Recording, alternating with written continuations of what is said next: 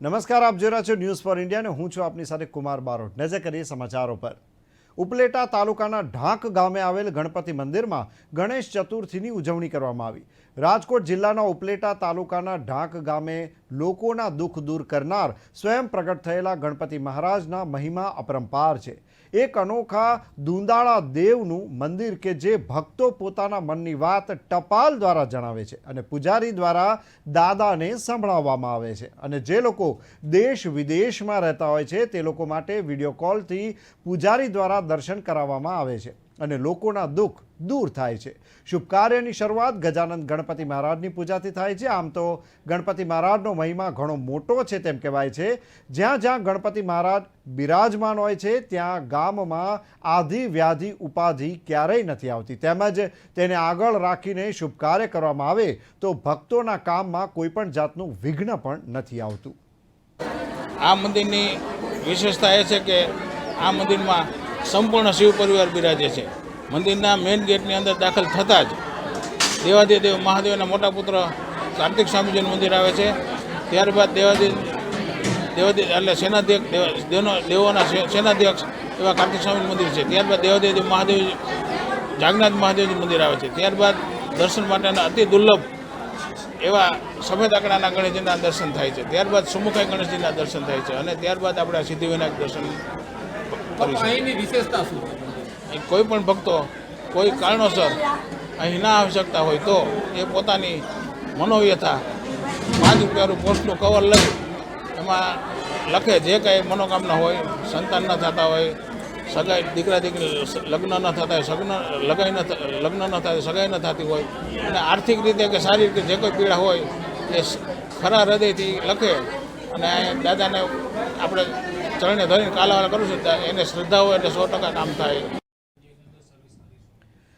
સુરેન્દ્રનગરના વાદીપરા યુવક મંડળ દ્વારા 23 વર્ષથી જાતે ડેકોરેશન કરી વિઘ્નહર્તા દેવનો ઉત્સવ ઉજવાય છે। સુરેન્દ્રનગર વાદીપરા ગ્રુપના યુવાનો દ્વારા જાત મહેનત કરી ગણપતિ ઉત્સવની ધામધૂમથી ઉજવણી કરવા અથાગ મહેનત કરવામાં આવે છે। સુરેન્દ્રનગર વાદીપરા ગ્રુપ દ્વારા સૌપ્રથમ વખત સુરેન્દ્રનગર જિલ્લામાં ગણપતિ ઉત્સવની શરૂઆત કરનાર ગ્રુપ પોતાની જાત મહેનતથી ગણપતિની પ્રતિમા તેમજ મંડપ ડેકોરેશન, લાઇટ ડેકોરેશન અને મૂર્તિ સહિતનું ડેકોરેશન જાતે જ કરે છે। સુરેન્દ્રનગર શહેરના વાદીપુરા યુવક ગ્રુપ દ્વારા ગણપતિ મહોત્સવનું દર વર્ષે આયોજન કરવામાં આવે છે। વાદીપરામાં છેલ્લા 20 વર્ષથી અમારે બધા મિત્ર મંડળ અમે ગણેશ મહોત્સવનું આયોજન કરીએ છીએ અને બધા જ મિત્રોને ભેગા મળીને એક સાથે આ બધું કાર્ય કરતા રહીએ છીએ અને ડેકોરેશનથી માંડીને મૂર્તિ જે કંઈ તમે જોઈ રહ્યા છો એ ટોટલી વસ્તુ બધી ગલીના છોકરાઓ જ કરે છે। બહારનું કોઈ વ્યક્તિ હોતું નથી। મંડપથી માંડીને ટોટલી વસ્તુ આવી જાય એમાં। નાનાથી માંડીને મોટા સુધીનો તમામ છોકરાઓ આ વસ્તુમાં ભાગ લે છે અને કાર્યરત બધા રહે છે અને જે કંઈ થર્મોકોલનું ડેકોરેશન થાય છે અમારા અશોકભાઈ ગોહિલ જે દર વર્ષે અમને અનંત સેવા આપી રહ્યા છે અને આવી રીતે કામ કરે છે અને આ મૂર્તિનું જે કંઈ તમે જોવો છો એ અજીતભાઈ અને અલ્પેશભાઈ બંને લોકો એવી રીતે કામ કરતા હોય છે અને એમાં સાથ સહકાર બધા દેતા હોય છે અને આ રીતે અમારું ગણેશ મહોત્સવનું આયોજન દર વર્ષે કરતા રહીએ છીએ। અમારા ગણેશ મહોત્સવ વાદીપરા યુવક મંડળ સુરેન્દ્રનગરમાં સૌ પ્રથમ સાર્વજનિક ગણેશ મહોત્સવ કરેલું છે અને અમારે આજ આ ગણેશ મહોત્સવમાં 23 વર્ષ થાય છે અને અમે રોજ રાત્રે સાંસ્કૃતિક કાર્યક્રમ અને સુંદરકાંડ, આનંદના ગરબા, લોક ડાયરો, જાદુગર, આનંદ બારાના ડાન્સનો એવો બધો કાર્યક્રમો કરે છે। અન્ય સેવાકીય પ્રવૃત્તિ કરી છે એમાં હોસ્પિટલોમાં ફ્રૂટ વિતરણ ને એવું બધું કરી છીએ અમે। ગરીબોને અનાજની કીટું ને એવું બધું આપીએ છીએ અને અમારું આ ગ્રુપ રહ્યું છેલ્લા 1.5-2 મહિનાથી સખત મહેનત કરે છે। રાજકોટના ઉપલેટામાં સિક્કા ગ્રુપ દ્વારા એક અનોખા અને ઇકો ફ્રેન્ડલી ગણપતિ બનાવવામાં આવ્યા છે, જેમાં બાળકોના અભ્યાસમાં ઉપયોગમાં લેવામાં આવતી સ્ટેશનરીની વસ્તુઓનો ઉપયોગ કરીને ગણપતિની મૂર્તિ બનાવાય, જેમાં વિસર્જન બાદ સ્ટેશનરીની આ વસ્તુઓને પ્રસાદી સ્વરૂપે સરકારી શાળાના બાળકોને વિતરણ કરવામાં આવશે। જુઓ આ વિશેષ અહેવાલ। રાજકોટના ઉપલેટા શહેરમાં સિક્કા ગ્રુપ દ્વારા છેલ્લા ઘણા વર્ષોથી ગણપતિ ઉત્સવ ઉજવવામાં આવે છે। આ ઉત્સવ માટે આયોજકો, સેવકો અને સહયોગીઓ દ્વારા સ્ટેશનરીની વસ્તુઓની મદદથી બનાવવામાં આવતા આ ગણપતિ અનોખા અને ઇકો ફ્રેન્ડલી છે। આ અનોખા અને ઇકો ફ્રેન્ડલી ગણપતિને જોવા અને ઉત્સવમાં સામેલ થવા માટે સૌ કોઈ લોકો ઉમટે છે, જેમાં ખાસ કરીને બાળકોની અંદર આ ગણપતિ ઉત્સવમાં સામેલ થવા માટેનો અનોખો આનંદ પણ જોવા મળે છે. ભાદરવા સુદ ચોથથી ઠેર ઠેર ગણપતિ ઉત્સવની ઉજવણી કરવામાં આવે છે અને ગણપતિ ભગવાનની સ્થાપના કરી વિવિધ ઉત્સવો તેમજ ઉજવણીઓ કરવામાં આવતી હોય છે. ઉજવણી રાજકોટના ઉપલેટા શહેરના સિક્કા ગ્રુપ દ્વારા છેલ્લા ઘણા વર્ષોથી ગણપતિ ઉત્સવનું આયોજન કરવામાં આવ્યું છે, પરંતુ અન્ય ગણપતિ કરતાં ગણપતિ ભગવાનની મૂર્તિ અનોખી અને ઇકો ફ્રેન્ડલી છે. તેમની ઉપર શિક્ષણને લગતી સ્ટેશનરીની વસ્તુઓ લગાડીને વિશેષ રીતે સુશોભિત કરવામાં આવી છે. ઉપલેટા તેમજ આસપાસના પંથકના ભક્તજનો બહોળી સંખ્યામાં ઉમટી પડ્યા છે. અમે ઇકો ફ્રેન્ડની ગણપતિની મૂર્તિ બનાવી છે. મૂર્તિમાં અંદર ઘાસ હોય છે, ઉપર અમે પેન્સિલું, ચેકરબર, ઇરેઝર બધું ઉપયોગ કરી છીએ. એ અમે બધી વિસર્જન ટાણે પેન્સિલું એ બધું સ્કૂલના બાળકોને આપી દઈએ છીએ અને રોજ નવો નવો પ્રોગ્રામ બાળકો માટે કરી છીએ. ચિત્ર સ્પર્ધા, વેશભૂષા, મટકી ફોડ, એટલે બહુ જ લોકો ભેગા થાય છે. મજા આવે છે બધાને અને જોવા બહુ આવે છે. બધા આજુબાજુના ગામડાઓથી માણસો આવે છે જોવા પેન્સિલુના ઇકો ફ્રેન્ડની.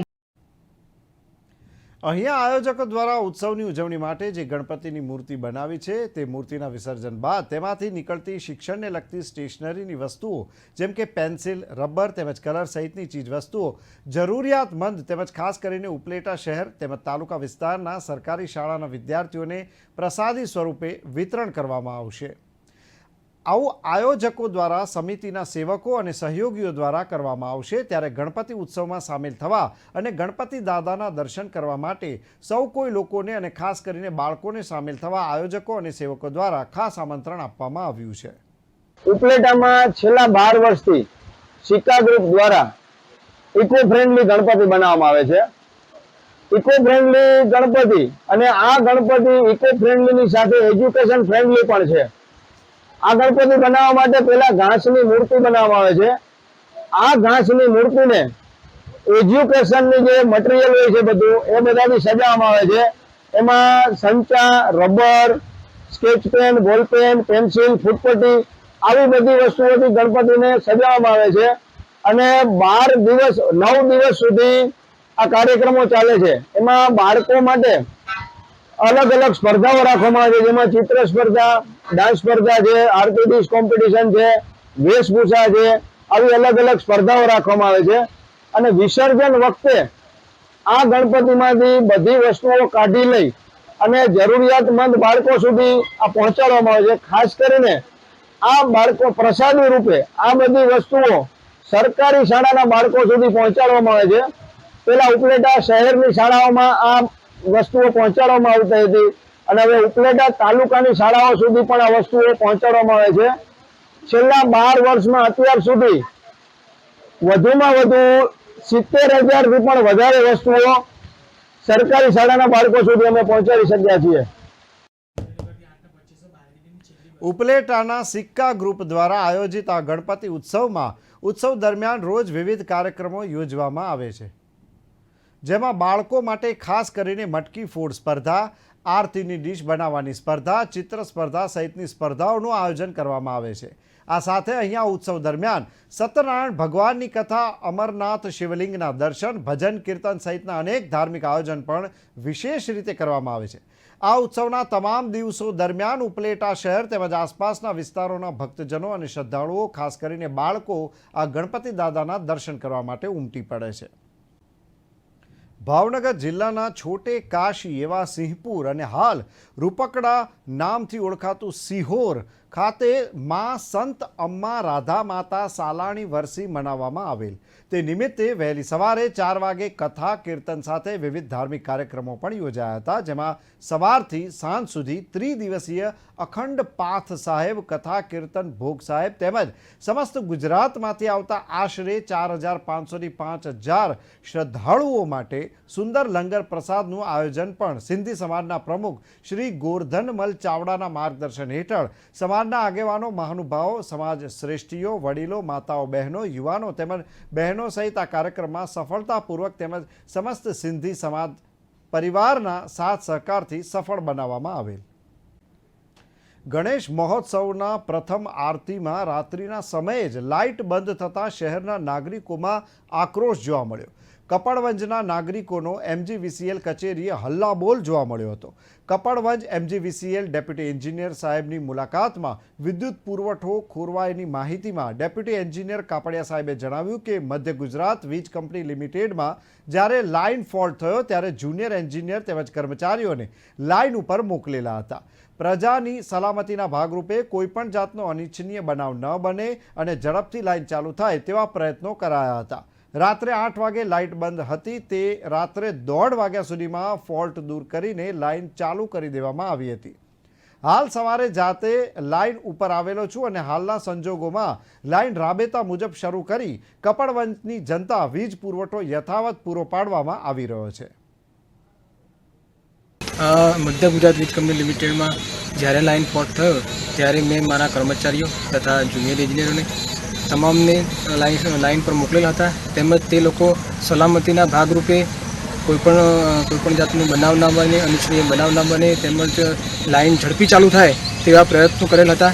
તેમજ રાત્રે 1:30 વાગ્યાની આસપાસ સદર લાઇન આખી લાઇન ચાલુ કરવામાં આવેલ હતી તેમજ ફોલ્ટ દૂર કરેલ હતો. હાલમાં પણ અમને લોકો હું જાતે લાઇન પર આવેલ છું તેમજ લાઇન રાબેતા મુજબ હાલના સંજોગોમાં ફોલ્ટ દૂર કરી લાઇન ચાલુ કરેલ છે અને કપડવંજની જનતાને વીજ પુરવઠો યથાવત ચાલુ કરવામાં આવે છે. પ્રજાને એટલું જણાવવાનું કે ઇમરજન્સી આવી પડે ત્યારે થોડોક સહકાર આપવાની જરૂર છે. અમારા માણસો લાઇન ઉપર સલામતીના ભોગે જીવના જોખમે કામ કરતા હોય છે. અમે વિચારીએ છીએ કે કોઈપણ જાતનું બનાવ ન બને, કોઈપણ જાતનો અકસ્માત ન સર્જાય તેમજ કોઈપણ ગ્રાહકની લાઇનનો પાવર બંધ ના થાય તેના જીવના જોખમે કામ કરતા હોય છે. તેવી સલામતી સાથે અમે કામ કરતા હોઈએ છીએ અને એ લોકો એમના જીવના જોખમે કામ કરે જ છે.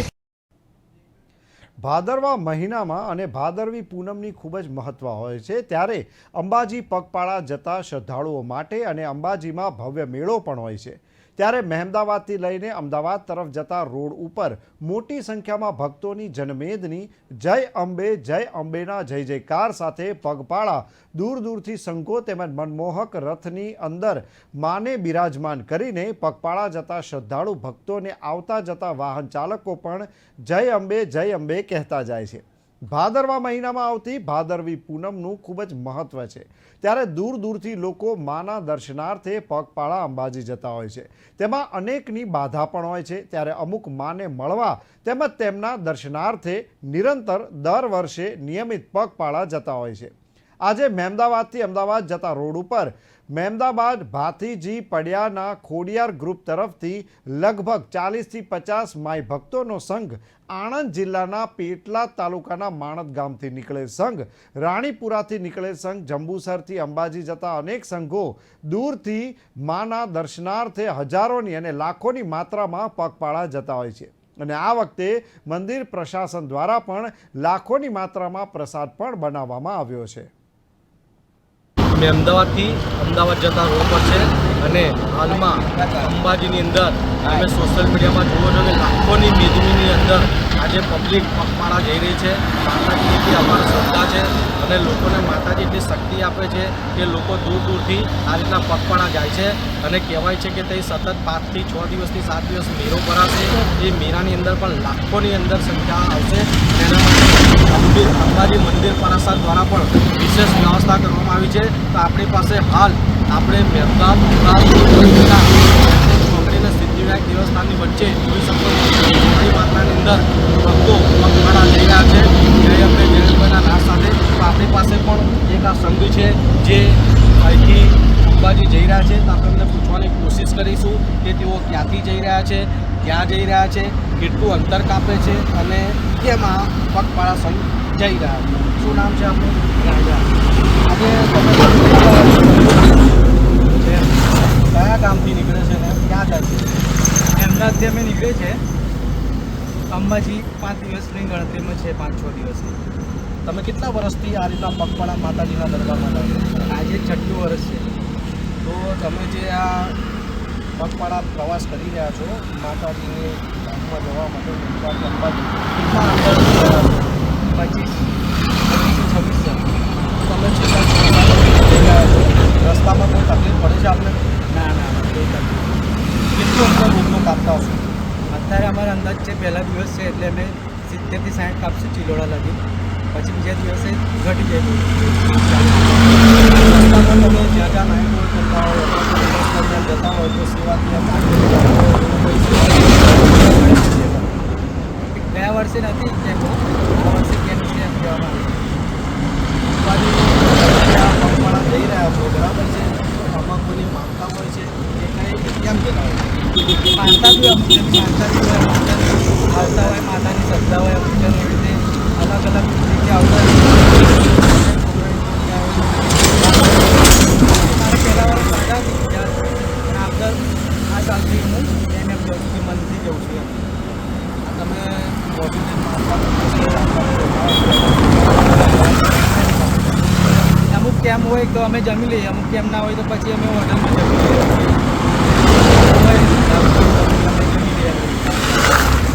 બહુ સરસ કાર્ય કરી રહ્યા છો તમે. તો આગળની યુવા પેઢીને કોઈ સંદેશ આપવા માંગો છો?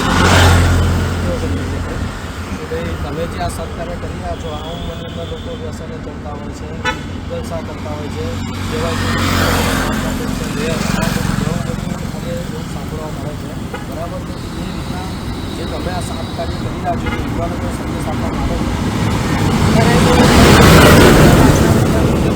માતાની શ્રદ્ધા હોય, જવું હોય, માતા પિતાને પગે લાગીને અમે નીકળ્યા છીએ. અમે માતા જોડે જ જઈએ છીએ, માતા ઘરે છે, અમે પગે લાગી નીકળ્યા છીએ અત્યારે. એ આપણે કોઈ બી માણસ કોઈ દારૂ વ્યસન કરતું હોય એ હોય, માતાને અમે જરૂર ખબર છું કે ભૂલી ગયા અમારો દેશ થોડો આગળ વધે એમ. તો જોઈ શકો છો દર્શક મિત્રો, આ રીતના આ યુવા પેઢી ખરેખર આ કલયુગની અંદર આ રીતનાની શ્રદ્ધા એ તો ભગવાનની કૃપા જ કહેવાય, માતાજીની કૃપા જ કહેવાય કે સતત આપ જોઈ શકો છો કે રોડ પર આ રીતના સતત ચાલતા જવાનું. એમાં એમને પહોંચતા 2 દિવસ 3 દિવસ 4 દિવસ 5 દિવસ એવું લાગે. રોડનું 60-60 દિવસ લાગે છે. રોડનું લગભગ એમની ગણતરી મુજબ 50-60 કિલોમીટર 40 કિલોમીટર જેવું કાપે છે અને લગભગ 25 જણનો સંઘ આ લોકો સાથે લઈને નીકળ્યા છે. આવા તો અનેકો સંઘ ક્યાંથી દૂર દૂરથી આ રીતના પગપાળા જઈ રહ્યા છે. તો ખરેખર માતાજી આવી લોકોને સમૃદ્ધિ આપે, અમને શક્તિ આપે અને આ રીતના અનેક લોકો ધર્મ તરફ પ્રેરાય, ભક્તિ તરફ પ્રેરાય અને આડીઓડી સોબતે ના જાય એવું એમનું પણ કહેવું છે.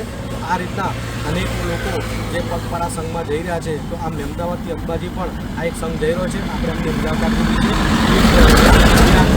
મહેમદાવાદ.